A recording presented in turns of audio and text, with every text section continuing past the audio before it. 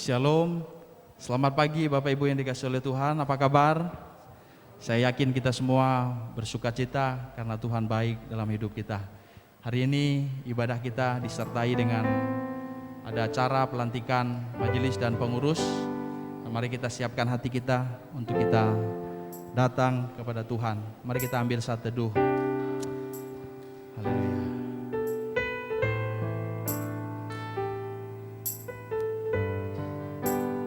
Haleluya. Mari kita datang kepada Tuhan. Terima kasih Bapa. Engkau kekuatan dan perisaiku, kepadamu rohku berserah. Kaulah Tuhan hasrat hatiku, ku rindu menyembahmu. Mari bersama-sama katakan Yesus, Yesus, Yesus, Yesus, Kau berarti bagiku.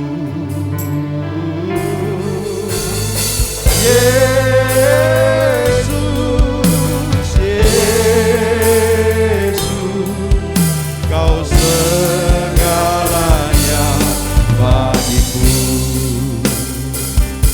Mari naikkan pujian ini dari awal dengan sungguh-sungguh bersama, katakan seperti lusa rindu sungaimu, jiwaku rindu Engkau. Kaulah Tuhan hasrat hatiku, ku rindu menyembahmu. Katakan Engkau kekuatan dan perisaiku. Engkau kekuatan dan perisaiku, kepadamu rohku berserah. Kaulah Tuhan hasrat hatiku, ku rindu menyembah. Panggil nama Yesus, haleluya. Yesus, Yesus, kami menyembahmu di tempat ini. Kaulah segalanya dalam hidup kami, yang sangat berarti bagi kami. Yesus, oh Yesus, Kau segalanya.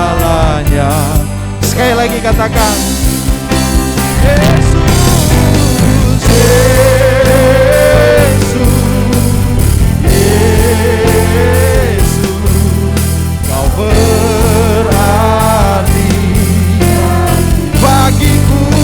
Yesus,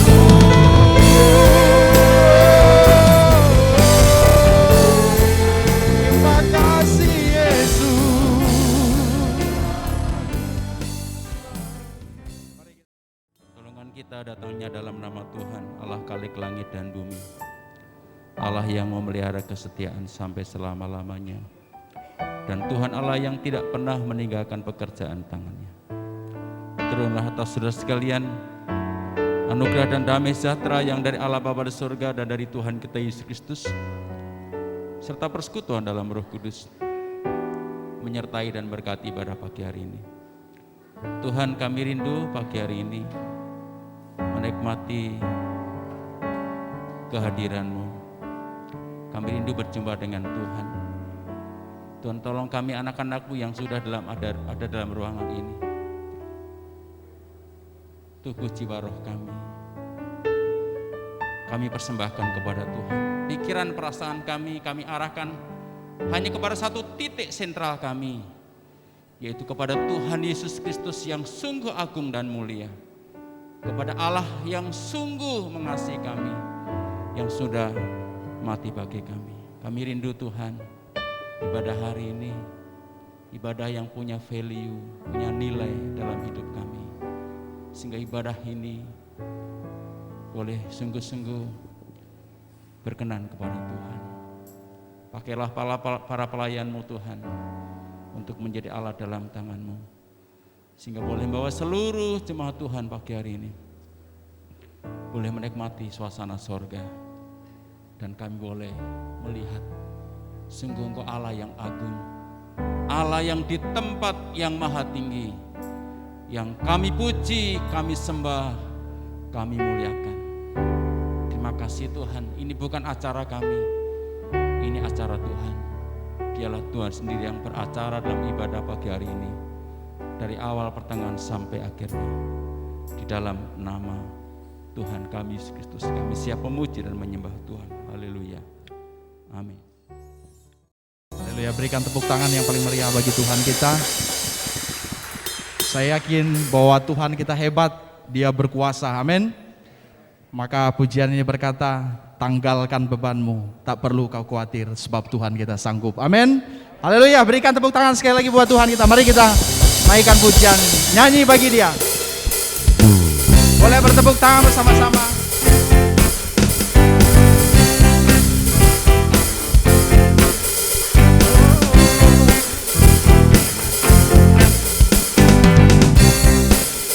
Mari bersama-sama katakan, angkatlah suaramu, puji dan serukan nama Yesus.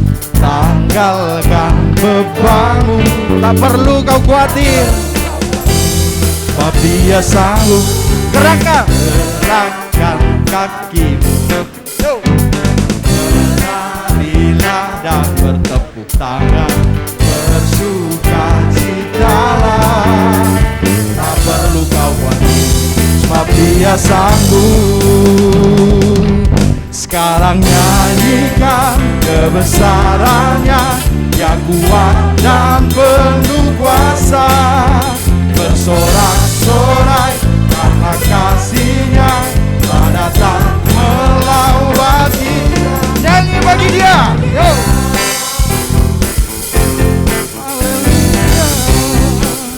Sekali lagi ya, dengan lebih semangat lagi katakan, angkatlah suara, puji Dia,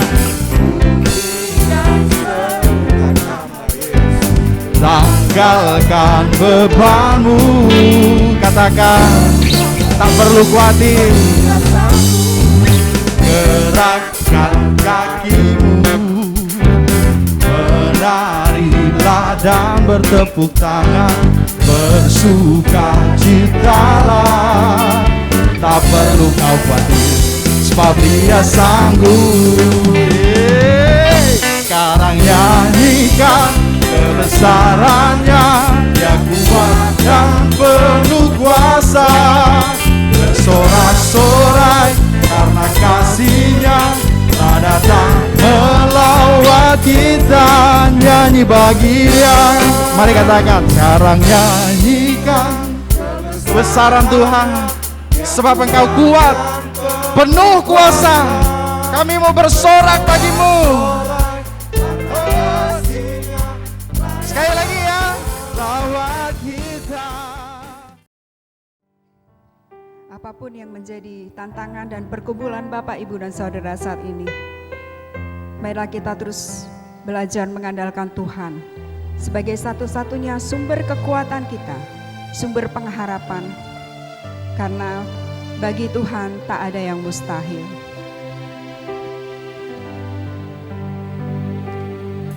Ku yakin saat Kau berfirman,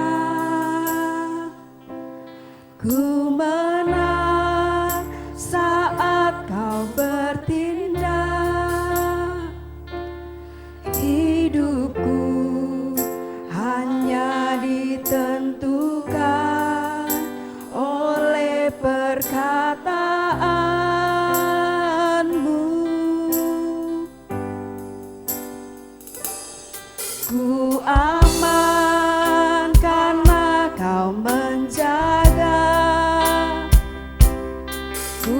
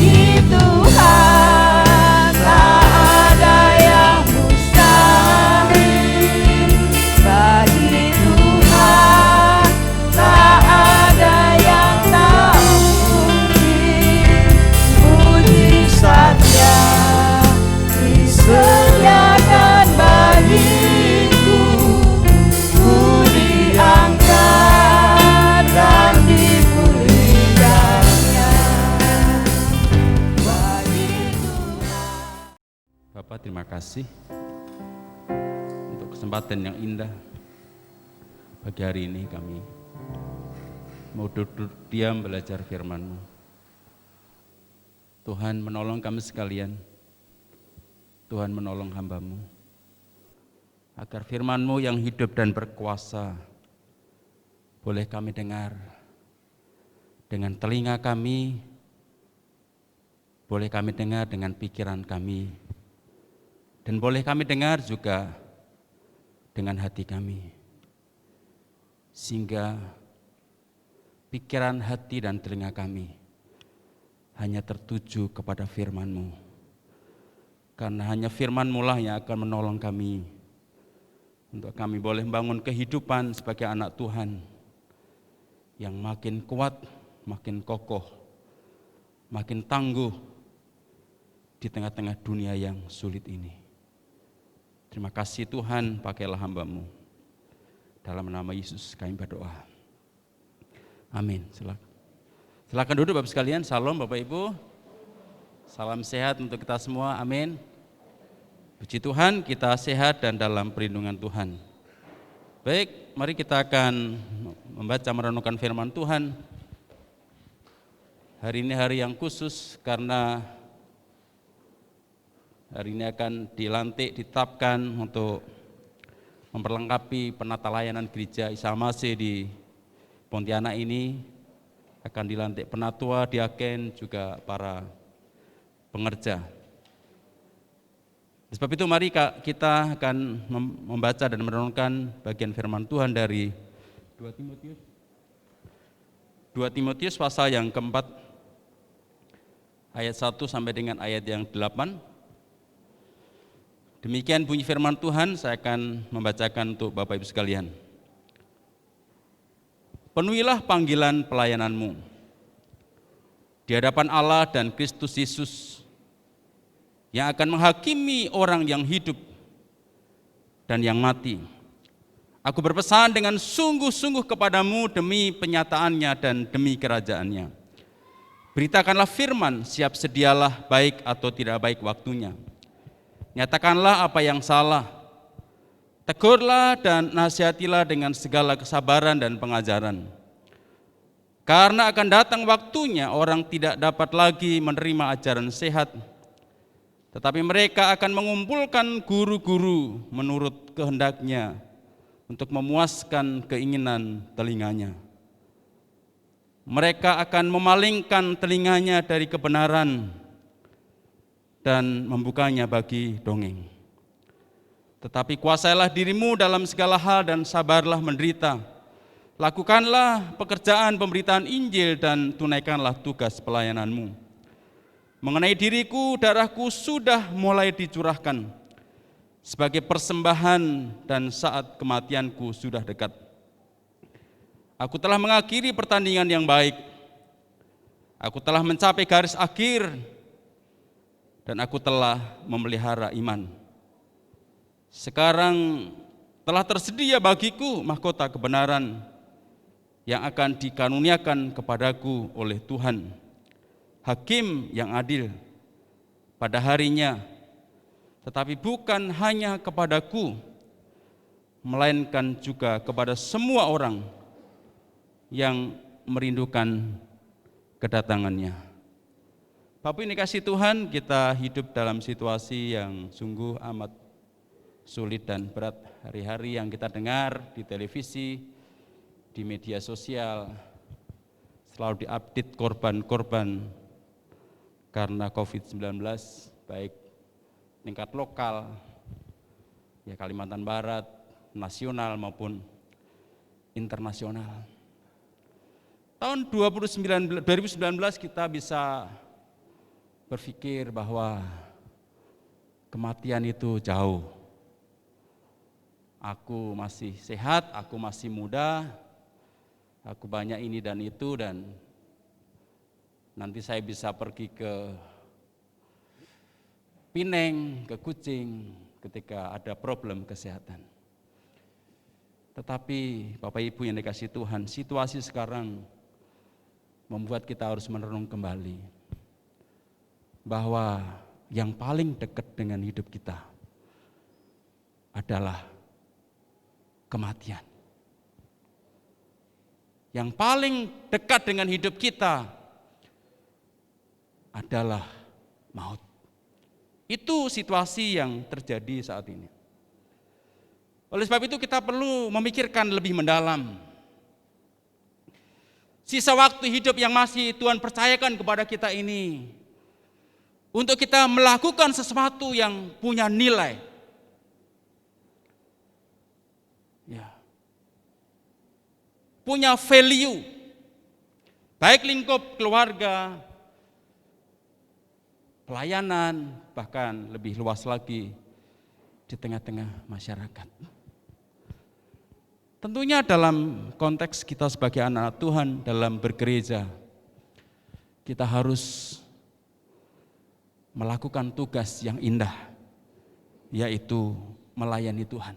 Seperti ayat yang kita baca tadi, ini nasihat yang sungguh sangat penting yang disampaikan Rasul Paulus kepada Timotius di saat-saat terakhir menjelang Paulus menghadapi maut, menghadapi kematian. Kenapa demikian? Karena pada waktu itu Timotius sedang menggembalakan jemaat di kota Efesus, dan Timotius merupakan anak rohani yang sungguh sangat ada di hati Rasul Paulus ini. Dengan harapan Timotius yang masih muda, Timotius yang ada kelemahan, dia juga punya sakit penyakit.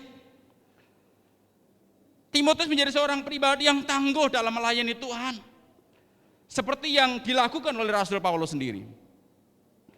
Maka Paulus merasa sangat penting untuk menulis surat kepada Timotius ini sampai yang kedua kali, karena Rasul Paulus mau supaya Timotius menjadi seorang pribadi yang sungguh-sungguh melayani Tuhan sampai tetes darah penghabisan, seperti juga yang dialami oleh Rasul Paulus. Dan ayat ini berkata, di hadapan Allah dan Kristus Yesus yang akan menghakimi yang hidup dan yang mati, aku berpesan dengan sungguh-sungguh. Artinya perkataan yang disampaikan Rasul Paulus kepada Timotius sesuatu yang sungguh-sungguh, artinya sesuatu yang sangat penting. Kenapa? Engkau melayani Tuhan yang akan menghakimi yang hidup dan yang mati. Yesus adalah hakim agung. Dialah yang menilai, yang akan menghakimi apa yang dikerjakan oleh Timotius. Panggilan melayani adalah panggilan yang sangat indah dan mulia. Panggilan yang indah dan mulia tentunya harus dilakukan dengan sungguh-sungguh. Dilakukan dengan yang terbaik, sekalipun kita banyak kelemahan dan kekurangan. Kenapa? Kita melayani Allah yang sangat mulia. Kita orang-orang yang najis bibir, Bapak Ibu. Ketika Yesaya dipanggil Tuhan, Tuhan aku orang najis bibir. Tetapi Tuhan menyentuh bibir Yesaya, dan waktu itu dilayakkan untuk melayani Tuhan.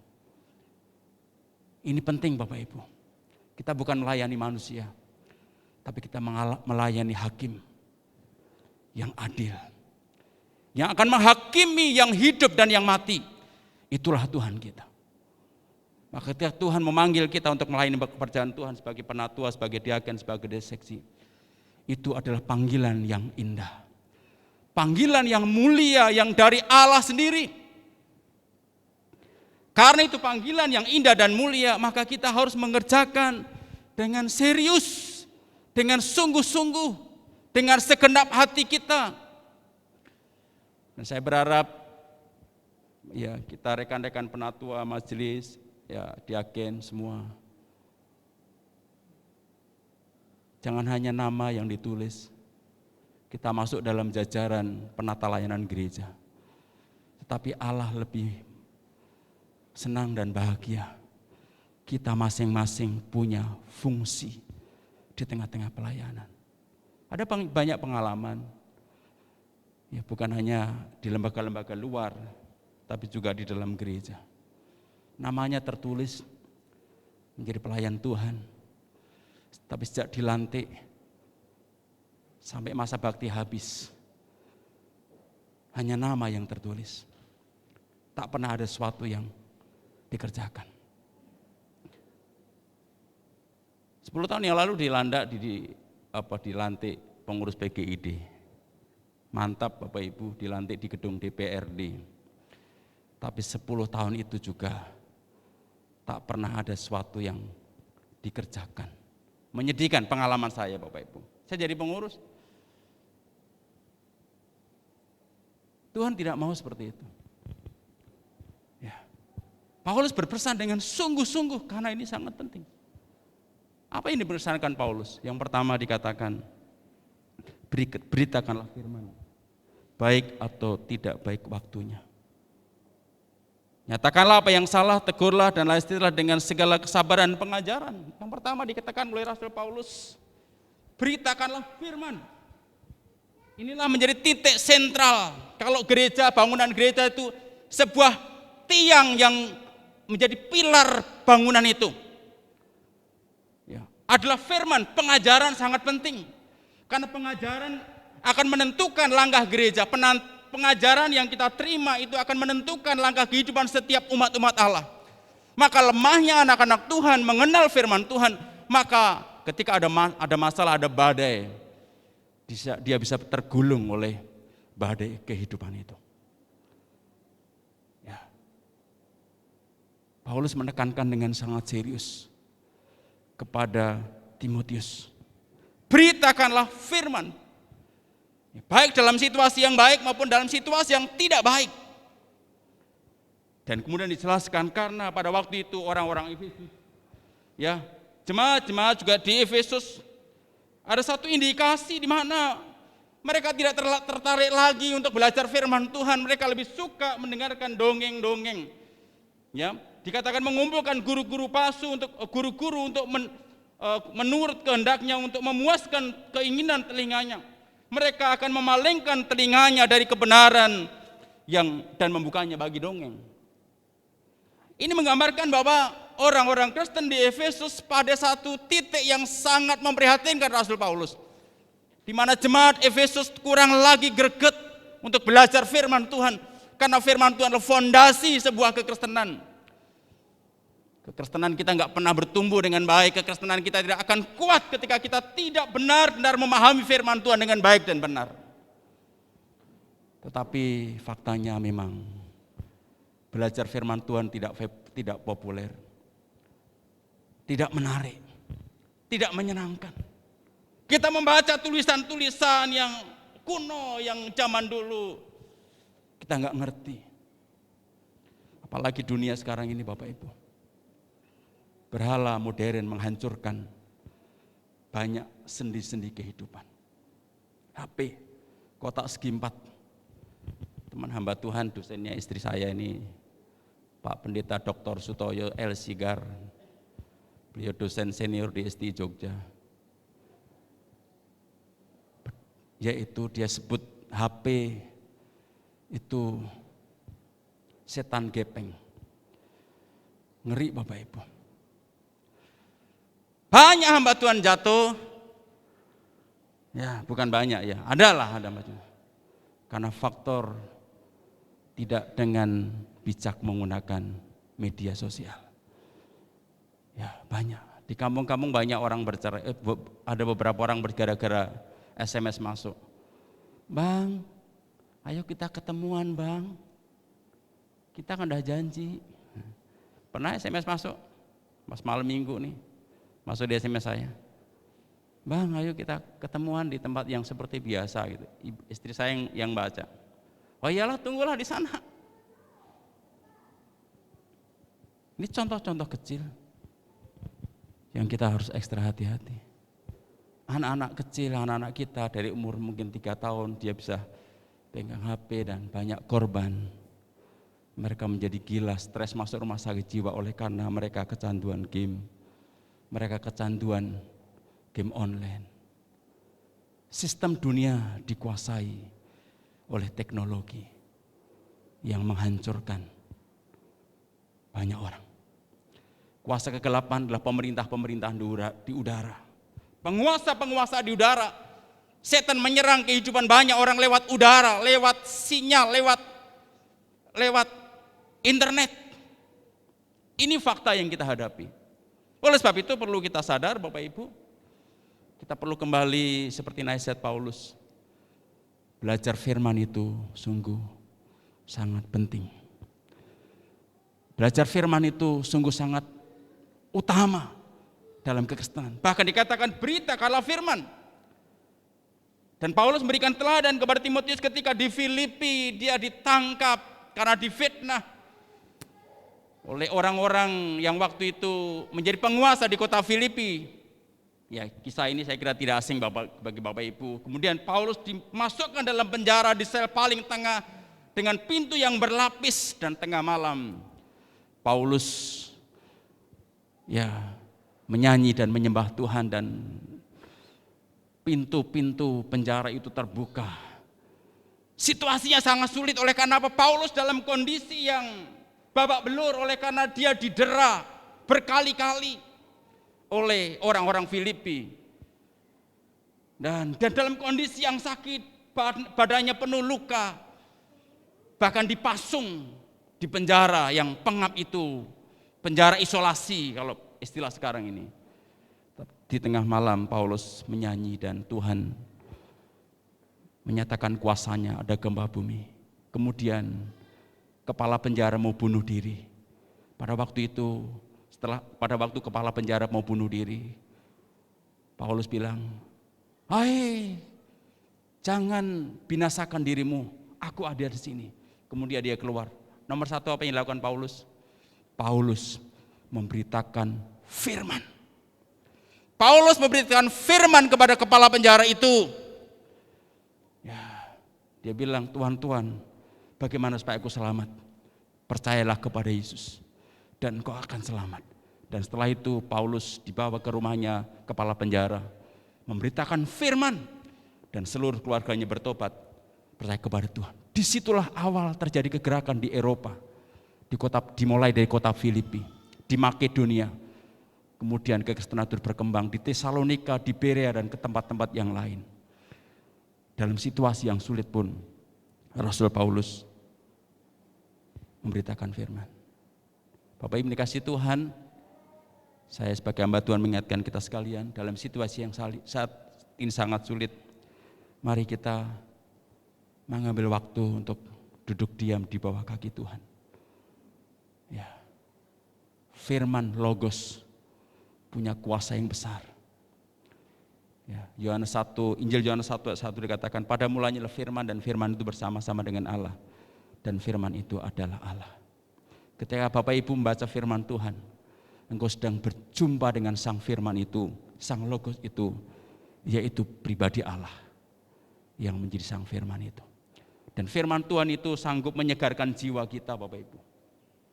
Uang yang banyak tidak menjamin orang bisa bahagia, tidak. Tetapi semakin banyak kita belajar firman Tuhan, di sana akan mengalir damai sejahtera yang daripada Allah. Oleh karena apa? Di mana ada firman, kita baca, kita renungkan, kita dengarkan, kita resapi. Di sana ada Roh Kudus yang bekerja, dan Roh Kudus adalah Roh kebenaran, Roh Kudus Roh penghibur. Ketika engkau berbeban berat, berikan kekuatan. Ketika engkau susah, diberikan penghiburan. Ketika engkau tak berdaya dan putus asa, engkau diberikan pengharapan oleh Tuhan.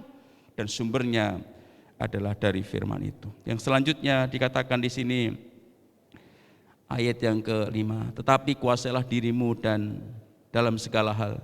Sabarlah menderita, lakukanlah pekerjaan pemberitaan Injil, dan tunaikanlah tugas pelayananmu. Pesan Paulus kepada Timotius secara pribadi, bagaimana supaya engkau melayani maksimal, menjadi berkat bagi orang lain. Kalau saya boleh simpulkan, salah satu yang harus dikembangkan adalah karakter Kristus. Kuasailah dirimu. Kuasailah dirimu. Dan supaya juga rela menderita. Bapak Ibu yang dikasihi Tuhan, ini bagian dari membangun karakter. bagian dari membangun karakter. Orang yang kita layani, orang-orang di luar sana bisa melihat Kristus oleh karena apa? Karakter kita. Dan kita sebagai anak-anak Tuhan, kita harus punya satu obsesi, punya satu impian yang indah. Kekristenan kita jangan berjalan di tempat, tapi kemari kita membangun kekristenan yang terus naik, terus maju. Ya, supaya kita menjadi serupa dengan Kristus. Itulah yang menjadi target kekristenan kita sampai ke sana. Bukan sekedar berbuat baik, tapi kita membangun karakter yang seperti Kristus. Karakter akan kita bawa sampai ke sorga, Bapak Ibu. Karakter akan kita bawa sampai kita berjumpa dengan Tuhan di tempat kemuliaan. Banyak orang pintar, banyak orang hebat, tapi kadang-kadang lemah di karakter. Ya, karakter bicara sesuatu yang paling dalam diri seorang. Karakter bicara kedalaman hati. Bukan sesuatu yang dari luar. Dan di hadapan Tuhan tak ada yang tersembunyi. Tak ada yang tersembunyi. Dalam hati kita yang paling dalam di sana juga ada motif-motif. Tuhan tahu. Oleh sebab itu, Bapak Ibu dikasihi Tuhan, saudaraku pelayan-pelayan Tuhan, seperti apa yang ditulis Paulus kepada orang Kolose, pasal 3:23. Apapun yang engkau lakukan, lakukanlah seperti untuk Tuhan, bukan untuk manusia. Mari Bapak Ibu dikasihi Tuhan, di gereja ini Bapak Ibu, kita anak-anak Tuhan adalah orang-orang berdosa. Ya, sadarlah, kita orang-orang berdosa, punya keterbatasan, punya kelemahan, punya kekurangan, satu dengan yang lain. Karena kita punya kekurangan satu dengan yang lain, punya kebiasaan yang berbeda satu dengan yang lain, maka di gereja kadang-kadang benturan-benturan. Maka perlu kita belajar untuk membangun penguasaan diri yang baik. Ya, kita harus belajar Bapak Ibu. Kemudian kita juga harus rela menderita bagi Kristus. Ada seorang penginjil dari Inggris, William Carey.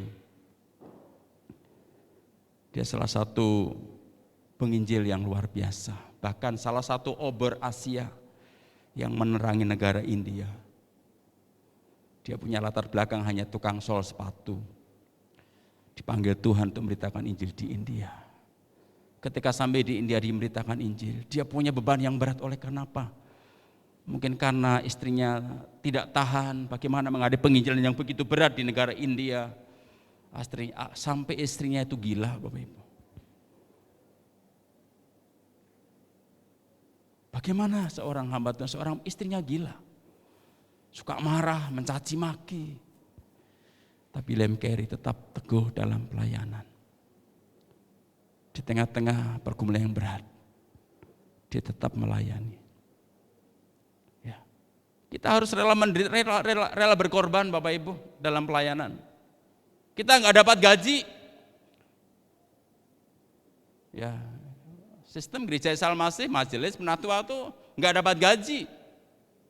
Justru malah berkorban. Tetapi itu pekerjaan yang indah dan mulia. Kenapa kita melayani Tuhan yang mulia dan Tuhanlah yang memberikan kepercayaan selagi kita hidup ini untuk melayani Tuhan. Maka Paulus, upahku apa memberitakan Injil? Upahku memberitakan Injil tanpa upah. Tanpa upah. Kenapa? Karena upah yang diberikan Yesus kepada Paulus tidak dapat dibandingkan dengan kemuliaan yang ada di dunia ini. Kemuliaan di sorga yang akan dia terima melebihi segala-galanya.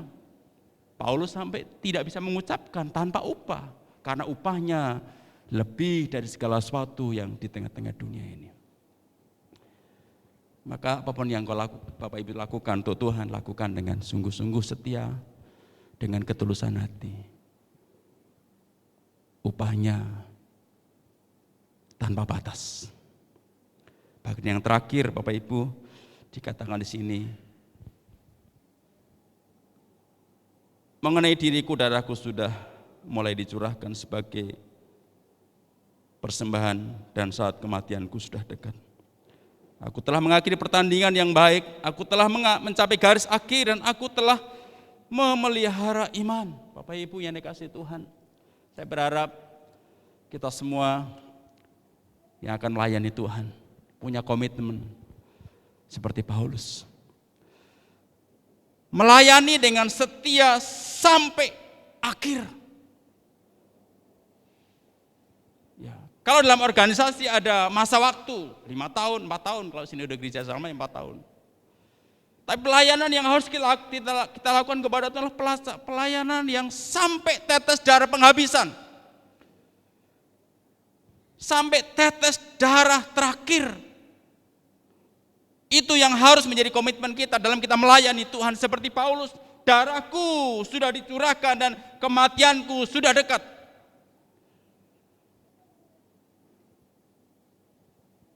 Itu yang dikerjakan Paulus. Dia melayani sampai akhir hayat. Dan Paulus juga mencontoh Yesus. Yesus melayani Bapa di sorga sampai tetes terakhir di Golgota, sampai nafas terakhir. Itulah yang harus menjadi komitmen kita semua dalam kita melayani Tuhan lewat berbagai bidang.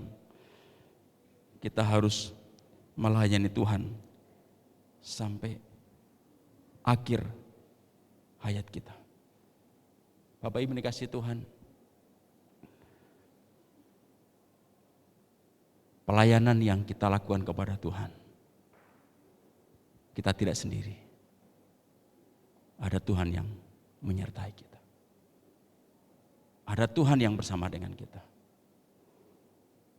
Ya, saya bersyukur dari tahun 89 saya melayani di PAL 20. Tuhan menyertai kami. Tuhan bersama dengan kami. Ya, saya belajar seperti statementnya Bunda Teresa. Saya dipanggil bukan untuk sukses, tapi saya dipanggil untuk setia. Itulah hal yang sangat indah. Mari Bapak Ibu, kita setia sampai akhir hayat kita sebagai persembahan yang indah.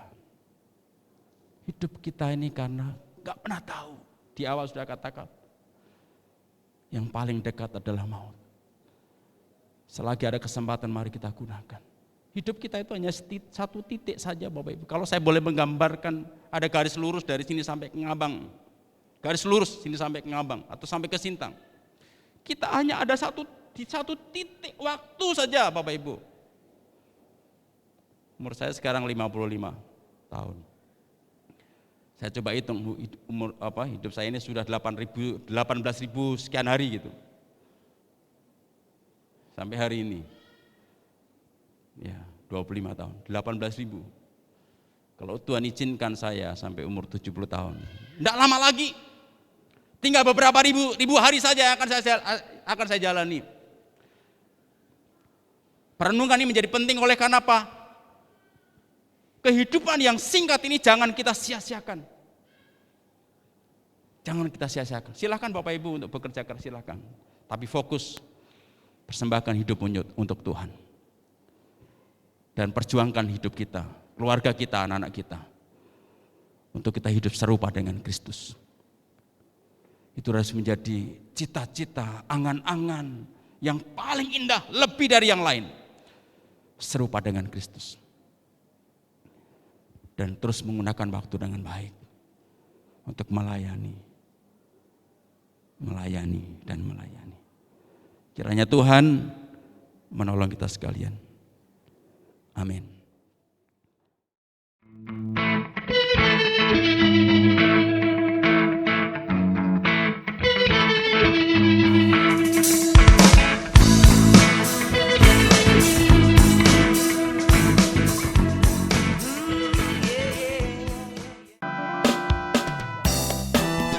Salam Jemaat Gia Pontianak. Setelah kita memuji, menyembah dan mendengarkan firman Tuhan, yang sudah disampaikan hambanya.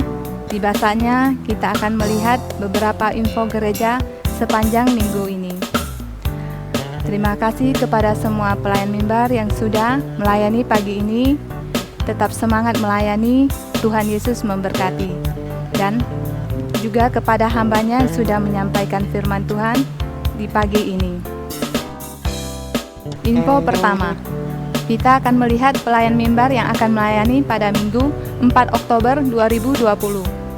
Selamat mempersiapkan pelayanan, Tuhan memberkati.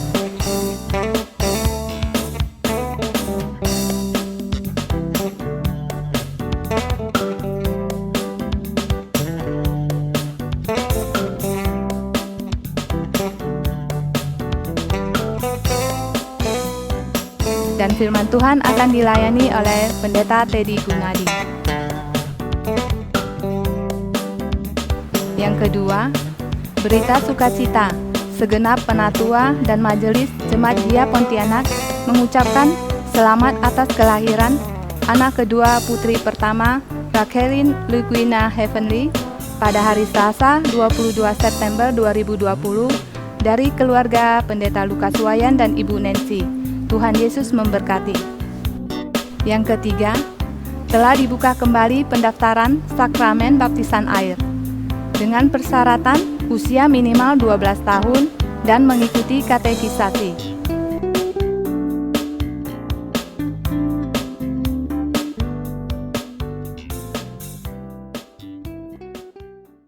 Yang keempat, selamat ulang tahun kami ucapkan kepada jemaat yang berulang tahun di bulan September dan Oktober, periode 27 September sampai 3 Oktober.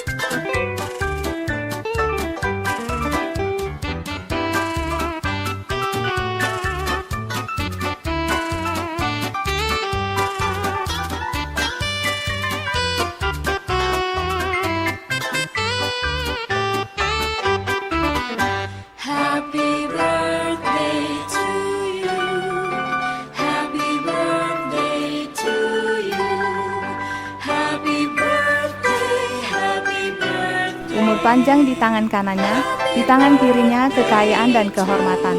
Tuhan Yesus memberkati.